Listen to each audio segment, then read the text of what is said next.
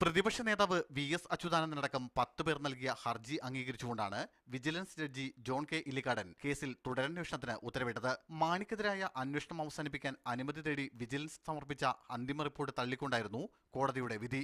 Case അന്വേഷിച്ച vigilance SP. R. സുകേശിനോട് തന്നെ കേസിൽ തുടരന്വേഷണം നടത്താനും സുപ്രധാനമായ വിധിയിൽ കോടതി നിർദ്ദേശിച്ചു.